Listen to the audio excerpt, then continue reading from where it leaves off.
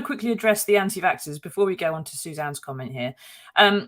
I've been, when we've been doing these during the course of the pandemic, we started these at the start of the pandemic, and we've had regular bursts of anti-vaxxers coming into the comments and just being disruptive. And some of them we've dealt with and some of them we've just ignored. They've gone quiet of late, pretty much. I think the producer would probably agree with me. They've sort of, gone down to a rumble as opposed to being an issue. Today, there's an awful lot of them in the comments. It's peaked right back up. And the reason for that, probably, I would suspect, is something to do with the misinformation that's being supplied to people. Some of those will be genuine human beings who have misunderstood something. Some of them will be bots. And some of them, a lot of them, even if they're genuine, you may have been influenced by bots where you're getting your information from that you are trying to now spread into the comments on my broadcast.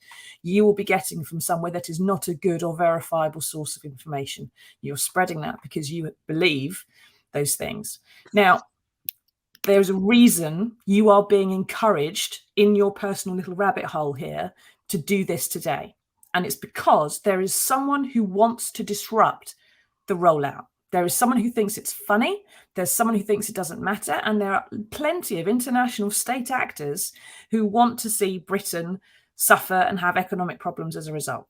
So what you are doing by spreading misinformation about a perfectly safe and healthy vaccine that is no different to many, many other vaccines you've all got in your arms and which are keeping you alive to this point, all right?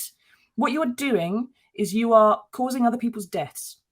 You're causing other people to get long COVID because they're getting infected, for which there is no known cure, it's worth pointing out. You are causing stress on the NHS, which does not need it and is absolutely wrecked to start with.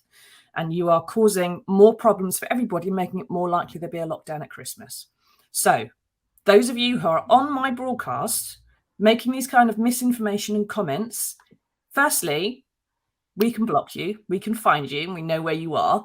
Most people are ignoring you. And what you're ignoring is that 80% of the British public have doubly vaccinated and they are happy to be jabbed and they do not have a problem with it and they are not dying and dropping like flies.